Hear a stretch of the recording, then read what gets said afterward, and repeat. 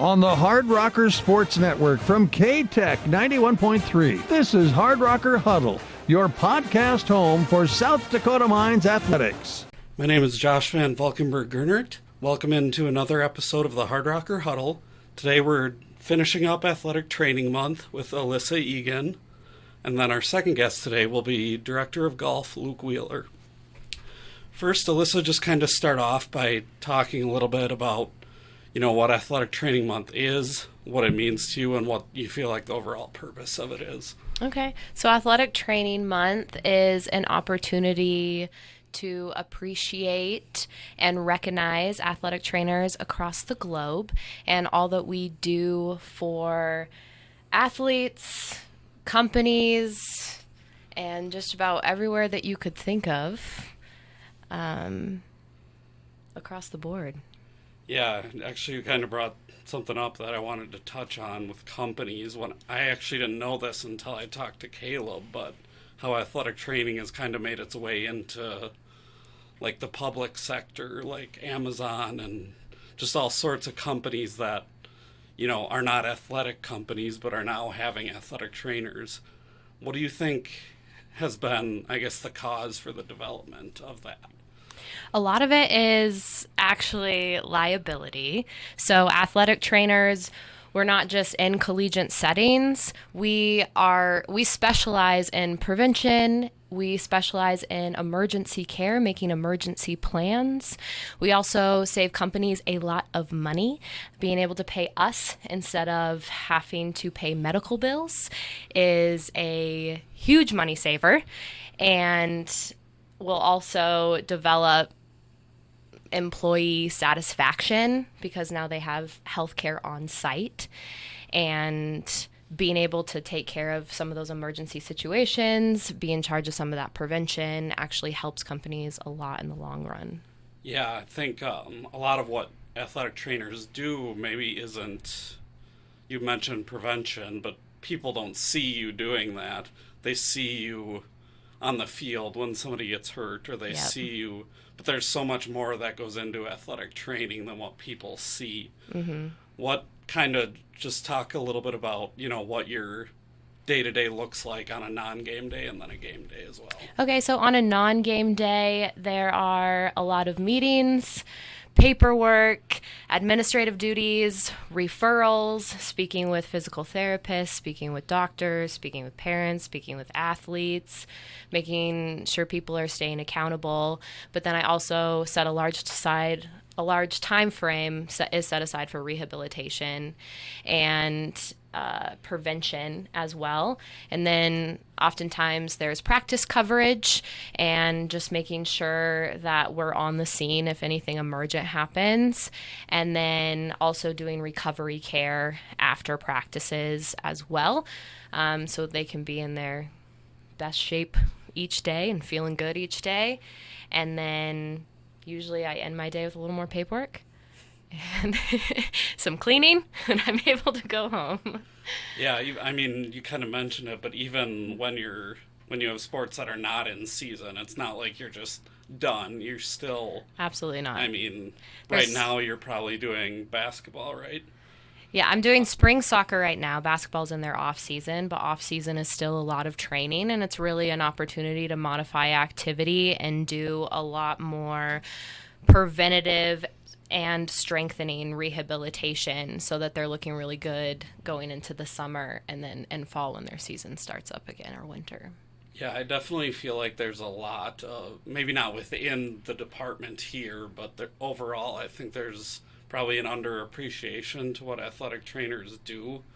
Obviously it's important, but compared to 10 years ago, I don't even think we could function having sports without athletic trainers. I know there was a couple teams during COVID who their athletic trainers got COVID and then they had to cancel sports. Mm-hmm. So it's just really important. And obviously there's been a ton of growth. What do you think has been the main, reason for the growth within the last 10 years of it, just in general? I think athletic trainers have really proven their value through action over the course of many years. And my father is a coach. He coaches high school varsity, and he is currently at a high school that does not have an athletic trainer. And the amount of stress and liability that's on coaches when they're not trained in how to handle medical issues keeps athletes out a lot longer than they need to be, or coaches are stuck with situations or emergencies that they're not able to handle, and they also don't need to be concentrating on that. They want to actually concentrate on what they're hired to do. And so I think schools and companies over the years have found that they're able to excel in sports when they have an athletic trainer because their coaches are able to do their job, but their athletes are also taken care of across the board medically. And we're also able to stop long-term issues, huge surgeries, major traumatic brain injuries, and all those lifelong effects that can occur if things aren't prevented or taken care of. We're able to eliminate those for the most part, which is huge. Yeah, a lot of those. Briefly, when I was in college, I was an AD for a really small school, and we didn't have an athletic trainer. Basically, it became me being the athletic trainer, and obviously I am very ill-equipped to do that. But yeah, it's there has to be a way to get ATs into more of those small schools. Yeah, and I think a lot of hospitals are taking initiative in doing that because they've found that athletic trainers are a huge asset when it comes to connecting them to the community. We are a huge resource for referrals as well as marketing for hospitals. And so most hospitals now are the ones hiring athletic trainers and then sending them out as outreach individuals for care. How important is it in athletic training to kind of keep yourself educated, keep up with trends? Obviously, 10 years ago, we didn't know anywhere near as much as we know today about concussions. They just weren't treated the same.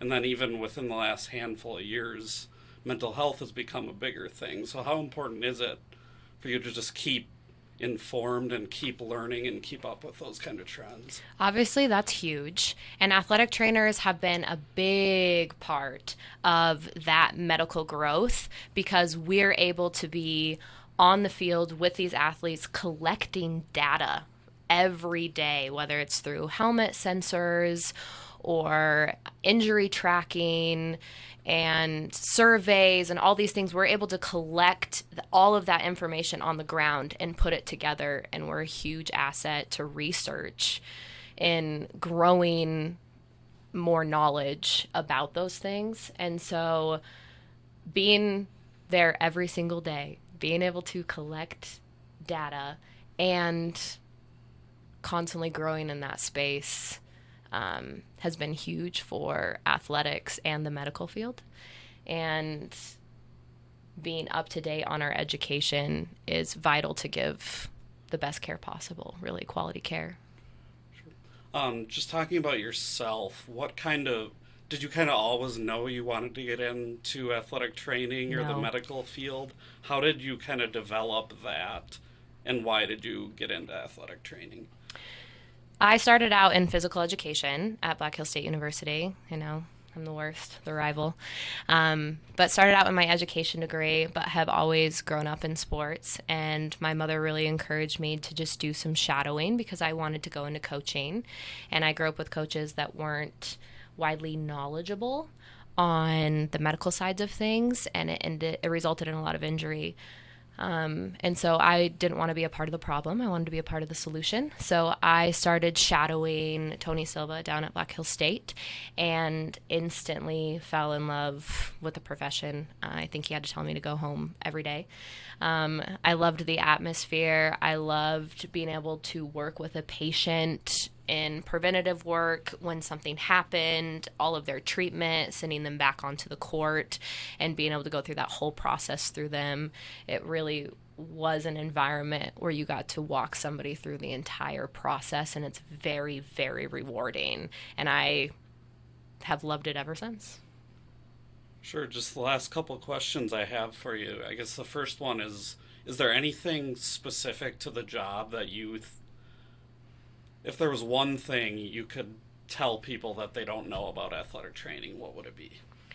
We are specialized in a lot more areas than you would think. We have a lot of exposure to emergency situations, to overuse injuries, to acute injuries, and we're really the jack of all trades. And we're able to work with a lot of different professions within the health field, and we refer to a lot of them and work alongside a lot of them. So athletic trainers are much more equipped than people realize to handle all types of injuries and medical needs. We're not just taping ankles and handing out water. And that's part of, I guess, the growth that we talked about earlier into the Amazons and into those other companies. The last question I have for you is, if you were to talk to somebody who was maybe going to school for kinesiology or athletic training, or potentially interested in just being in the profession, whether in athletics or a different company, what would you tell them? What would your advice be for that person? My advice would be to shadow. Most people that go into athletic trainers are kinetic learners to start with. They love to put their hands on it, do it, see if they like it, and that would be my main advice. Shadow, talk to your local athletic trainers, get involved. We're all more than happy and excited to show anybody around that's interested and kind of give them a look into our world and to educate them on that. It's really a job of passion, so I'd really encourage people to only go into it if they love it, and there's no way to know that until you really just get your hands dirty. All right, thank you so much for joining us today, Alyssa. I don't have any other questions for you. Thank you. Second guest today is Director of Golf, Luke Wheeler. Just jumping right into it, the first question I have for you is something we kind of touched on last time, but just overall the differences between golf and other sports. We kind of talked about this in just that in golf you aren't these golfers have had swing coaches their whole lives, so you aren't necessarily coaching them on their individual swings.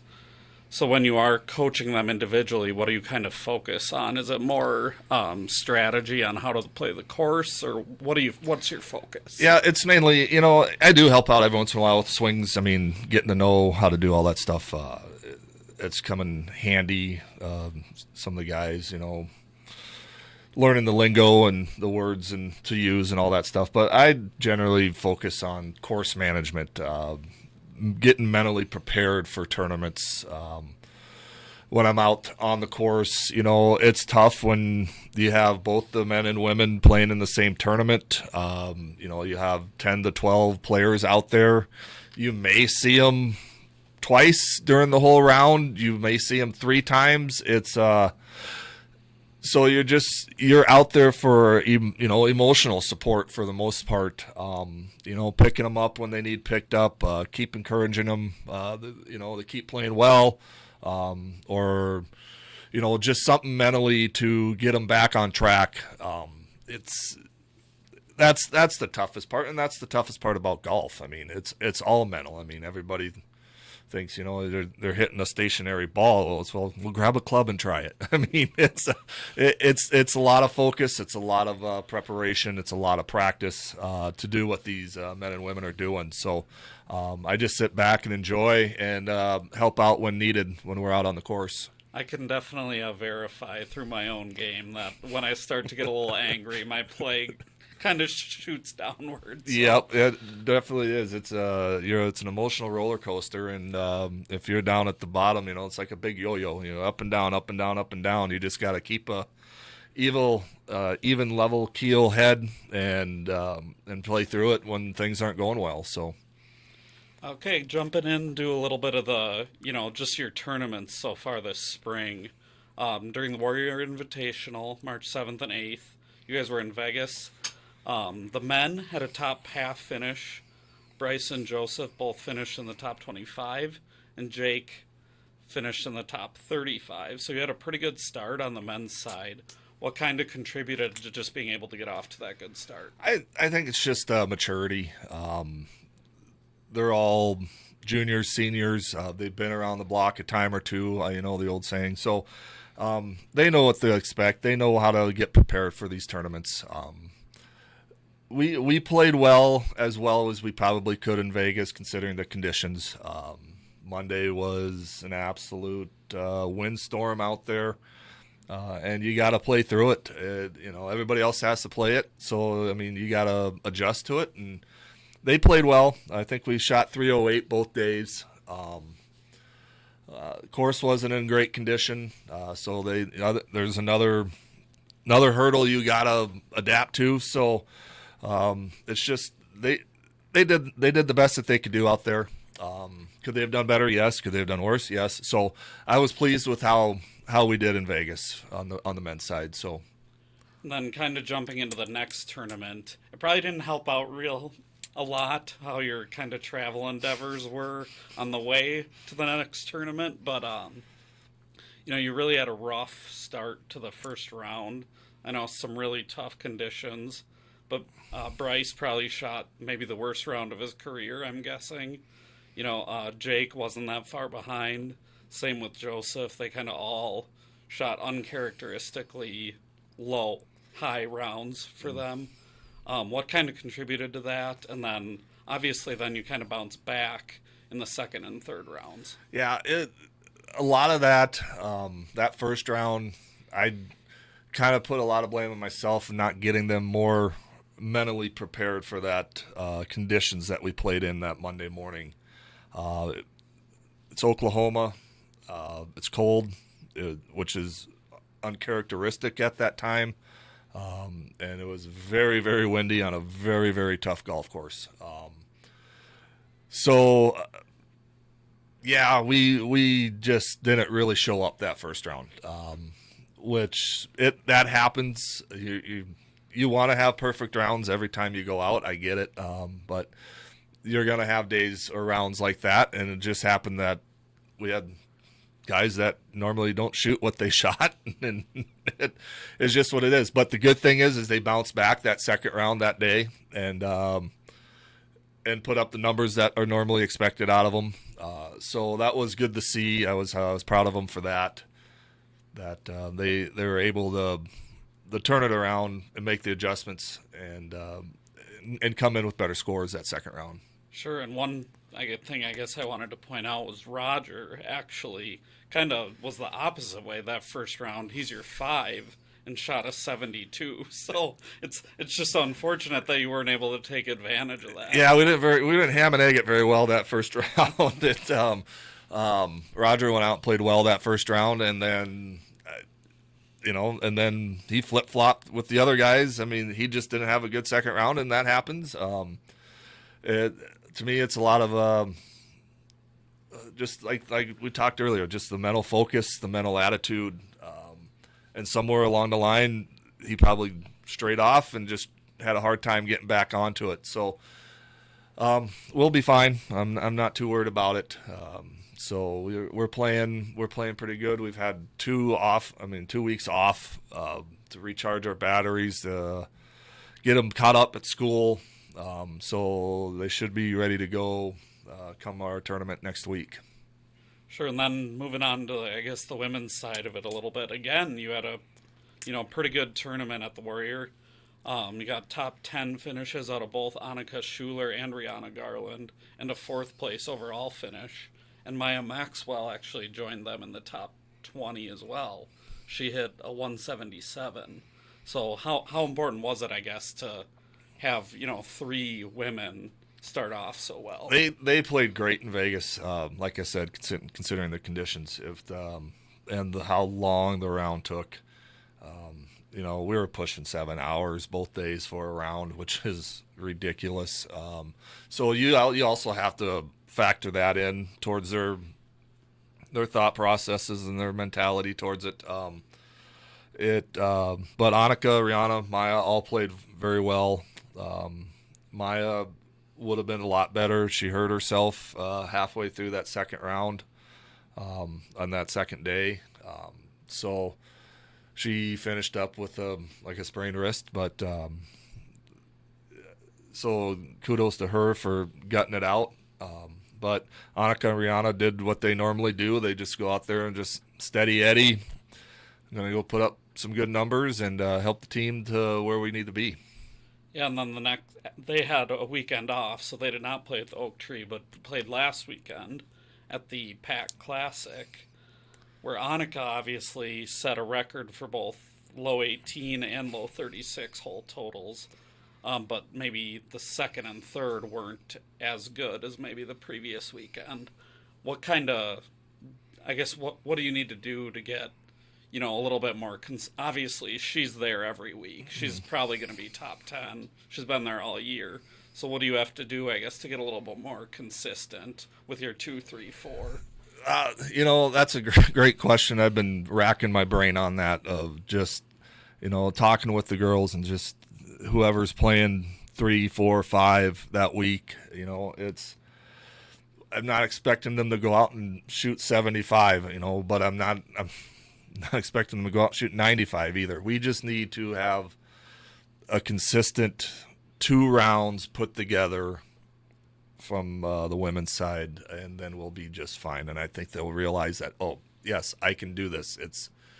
This isn't that difficult for us to be able to put back-to-back days together, because you'll notice we'll have a really good round and then a really bad round, and then or really bad round and then a really good round. It's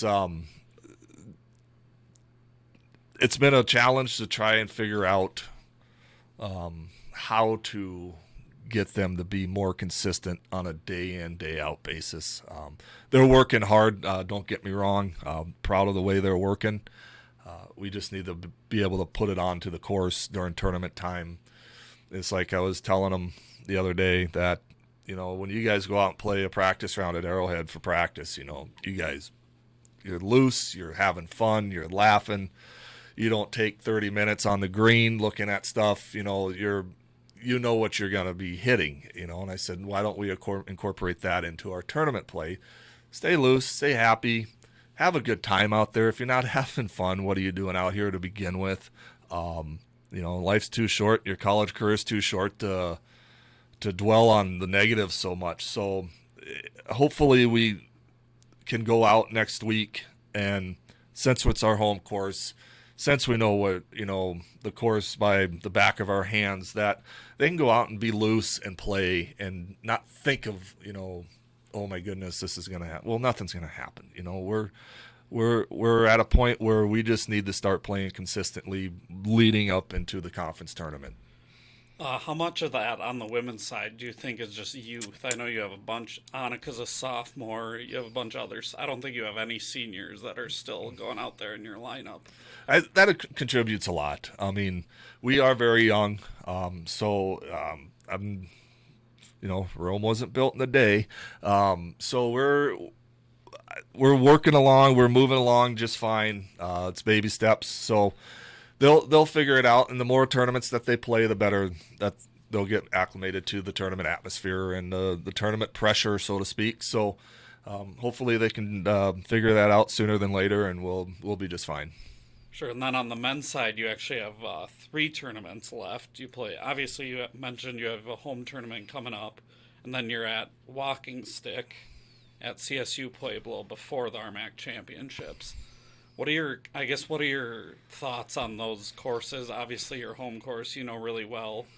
Have you played at Walking Stick before? Obviously, that's kind of a challenge. It's actually on their campus, so it's about as a home course advantage as you can get in golf. I feel really good about these next 2 tournaments because, one, we're at home next week.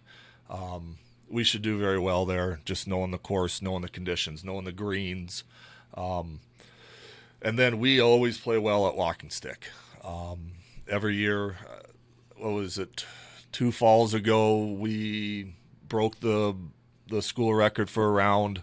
I think we shot a 289 in the 3rd round. We went 290, 289 in round 2 and round 3, which incredible. So which for people that don't know, that's 1 over for the team. That 289 is 1 over out of 4 guys. So we played really well. The guys that have played it love that course. It's that course is set up for college kids. I mean, it's long, it's challenging. The greens are really, really good. They're fast. So we usually do pretty well in Pueblo at Walking Stick. So these next 2 tournaments are really looking forward to for us, kind of taking a step forward and then moving that momentum right into conference. Sure, and then women actually just have the 2 tournaments, just the home tournament and then the RMAC championships. What kind of just contributed you to, in the fall, it seemed like you had a lot more both genders playing the same tournament. Was that intentional to be able to kind of split it up a little bit more? Well, yeah, and just obviously it's me with both teams, so the travel part of it, and then also it's just when people schedule tournaments, you kind of got to go where the tournaments are at and how they have them set up. You know, it's nice in Vegas that he does it, men's and women's on the same course, so we can take both teams there. And then from there, I like to stagger it off just so I have more focus on one team and get to just be with the men or be with the women that week. So to me, part of it is, you know, just me being the only coach. And it just helps me out for travel and all that other stuff. So it is nice to have both teams there at the same time, don't get me wrong, but it is nice to just be able to have one team and focus on them. And that's how I kind of like to do it. You know, in the fall, you know, you only have so much time in the fall. So you try to cram 3 or 4 tournaments in a month, you know, a month and a half maybe. And a lot of them are dual tournaments with men and women. So we'll take as many as we possibly can and kind of do our evaluations from there in the fall leading into the spring. So that's kind of where we're sitting at right now.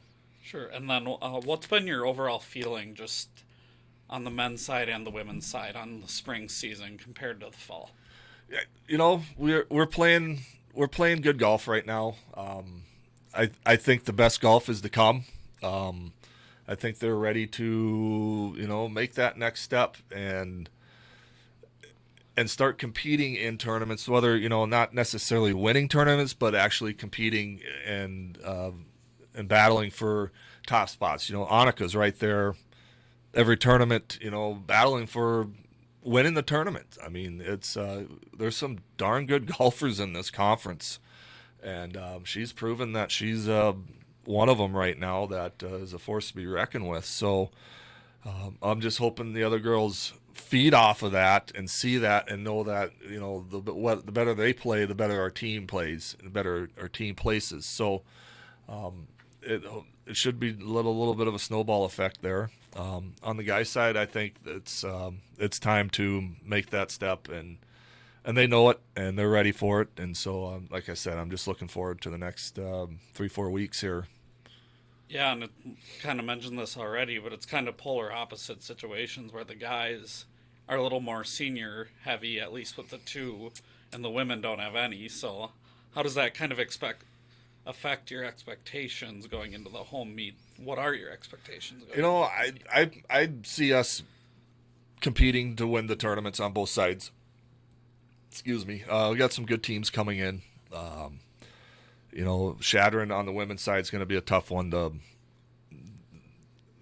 battle. So, but I feel like we can compete with them if we go out and play the way I know we can play. So, I fully expect to be at the top of the leaderboard on day 1 and day 2.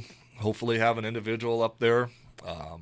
Just the mere fact that it is our course, and we should be able to go out and play. Now they just got to go out and do it. I mean, it's easy to say one thing and then go out and do another. So they just need to put everything together, and it should be a good week. Yeah, we kind of already talked about the schedule and the RMAC championships coming up. Last year, the men finished in 9th and shot a 929. What are you kind of looking for them to do? this spring at the RMAC Championships, is there certain teams you're kind of shooting for that you feel like you should be able to beat? What do you kind of need to do to see progress? Not finish ninth. So that's our goal is to get out of the bottom cellar and start, finish sixth, finish fifth, somewhere around there. Like I said earlier, people might not know it, but there is some darn good golf in the RMAC, especially on the men's side. That you have guys that are consistently shooting, 2-3 under every round, and so they're the teams. Pueblo, CCU. Usually Colorado Mines, they're not doing so well this year, but those are the type of teams that are usually at the top of the leaderboard, and that's where we want to get to. And I know we have talent, we just got to put together. And then playing at Whirlwind this year, it's going to be a challenge. Typically, you like to have a conference championship at a same host site, so the kids know the course, they're familiar with it. Last couple of years we've bounced around, so this will be a new adventure for everybody, a new course, but on the same sense as that's for everybody. So unless they've played it on their own at some point in time, no one's seen the course yet. So it'll be interesting to see when we get down there. It's a 36-hole resort, so the women will play on one side and the men will play on the other side. And I honestly, I think only one of our girls, Rihanna, was from Mesa, and that's where the course is located at, down there in Mesa and Chandler. And she's played it a few times, so she knows it. She likes it. Has some good reports and notes, I should say, about it. So we'll have a little bit of a leg up on there. Yeah, on the women's side, you finished 10th out of 12 there, and they shot a 10-21. You did pretty well, but the difference between 9th and 10th last year was like 40 strokes. Yep. So what do you is that something that you're looking to maybe get up a couple more spots? What are your expectations there? Our expectations there, obviously, is to be better in the field. Realistically, right now, we're just not there, but we can be. That's the thing that they know, that I keep telling them every day. This is where we need to get to, and this is how we do. We can shave 10 strokes off our game just with our putting. So it's stuff they need to work on, stuff they've been practicing. They're working hard on it right now. So hopefully come conference time that we can probably shoot the best scores that we've ever shot. If you look in the record books, it's very attainable that we could break our team scoring record, anytime this coming week at conference. So it's there for them to get, and they just need to go out and get it. Yeah, and then kind of moving on to just the future, I guess. On the men's side, obviously you have Bryce graduating after this year, which is kind of a big hit. I believe also Lane is a senior. So that's 2 of your pretty much normal 5. How do you kind of replace that going into next year? And what do you have to do to take a step forward while losing such a solid piece? Yeah, losing Bryce and Lane will be tough. They've been in the top 5 ever since they've gotten here, so they will be missed. But we just, then it comes to me on recruiting, and we brought in some freshmen this year. Hopefully they start stepping up, bringing in a couple freshmen for next year. It's just a circle of process. I just got to keep grinding it out there and finding quality scholar athletes that can golf, and to replace them. So it will be tough to lose those 2, but I feel like we have enough depth to be able to not necessarily replace, but to fill in to where the void of what they're going to leave, and be able to compete still being older. The COVID years are bringing Jake, Carson, and Roger back. So we'll have those three again for their senior year. So we'll have some experience. We'll have some maturity on the team, to which, hopefully that rubs off on the younger guys, and we'll move forward. Sure, and the women, it's kind of the exact opposite. I know you lost some seniors in the fall, but now I think everybody on your roster is back next year. Yep. So how important is that in just getting 2 more years of Annika, 2 more years of Maya, 2 more years? How important is that into the growth of that program? It's very important. Because now, doing what they're doing now as, freshmen, sophomores, it's going to be exciting to see what they're going to do as juniors and seniors when they hit the maturity level and all that stuff. So it's going to be huge, and then, like I said, it's just, my job to go out and recruit more quality scholar athletes to keep, keeping the train moving, so to speak. So, so once Annika and Rihanna, Maya, Jesselyn, get to that stage where they graduate, we have young ladies that can step up and keep it moving forward. So, yeah, and even Portia, she's only a freshman, and she's already part of your basically top 4 every week. So that's big as well. Yep. What have kind of been your things that you've seen both in the fall and the spring that show you that there's been signs of progress from what you guys did last year? Not so much score-wise, because, we're sitting at what we usually shoot. I think it's more of and I keep going back to this word, the maturity. I think it's just more that they get it. They understand what it means to be a collegiate athlete. I'm not seeing, the griping or the complaining and, of conditioning class, going to see Coach Carl, twice a week. They're busting their butts down in the weight room. They're inside when we're inside in the simulator. We're outside. They're outside every day. So, just the fact that they know that they got to get out and do it. They got to go out and practice. It's just not going to come to them without me having to tell them that.